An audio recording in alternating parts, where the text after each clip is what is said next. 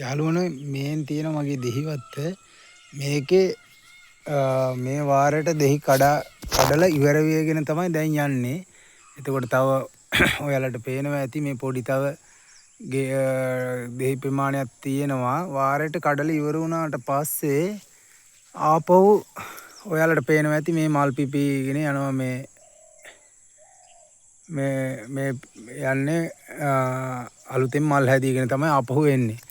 එතකොට මේකේ විශේෂත්වය තමයි මේ දෙහි කැඩෙන්න ඕන හැදිච්ච දෙහි කැඩෙන්න ඕන ආපහු අලුතෙන් මල් හට ගන්නවා නම් හැදිලා තියෙන දෙහි කැඩෙන්න ඕන.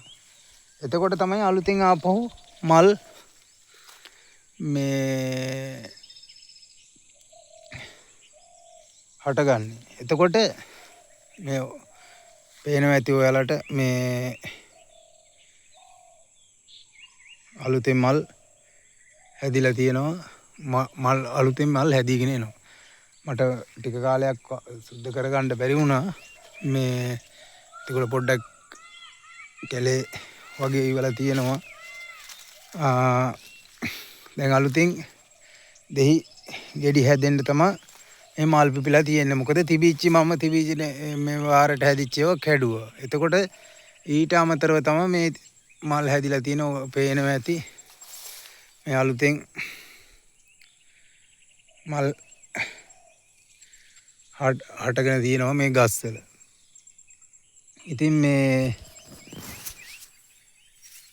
ඔයගොල්ලන්ට විශේෂයෙන් මට කියන්න දෙයක් තියෙනවා. විශේෂයෙන් කියන්න තියෙන දේ තමයි දෙහි හැදුනොත් ඒ දෙහි කැඩෙන්න ඕනේ ආපහු නැවත මල් හට ගන්න. ඔයාලට පේනවා ඇති මල් හටගෙන තියෙනවා. ඒ මං අර වාරට හැදිච්ච දෙහි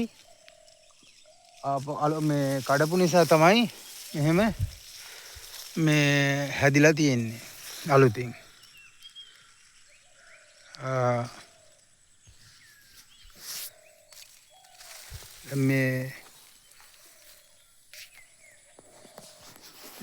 මේ ගස්වල දැන් අලුතෙන් දෙහි හැදෙන්න තමයි ආපහු තියෙන්නේ. දැන් ඔයාලට පේනවා ඇති අලුතෙන් හැදිලා තියෙන ගස්වල මේ දෙහි ගෙඩි හැදීගෙන එනවා මේ.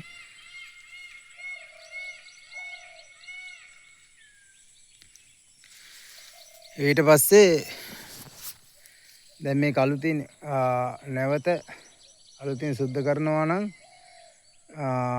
දැන් මේ මගේ මේ වත්තේ හැටියට දැන් සුද්ධ කරන්න කාලේ හරි. දැන් පේනවා ඇති ටිකක්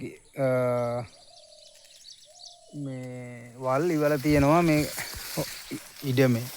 ඔයගොල්ලන්ට පේනවා ඇති.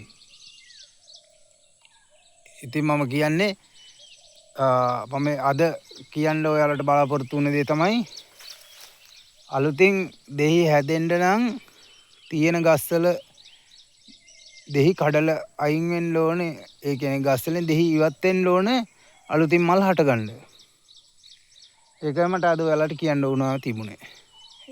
බොහොම ස්තුතියි මගේ channel එකටත් බලලා හොඳයි නම් channel එකත් like කරන්න. බොහොම ස්තුතියි හැමෝටම.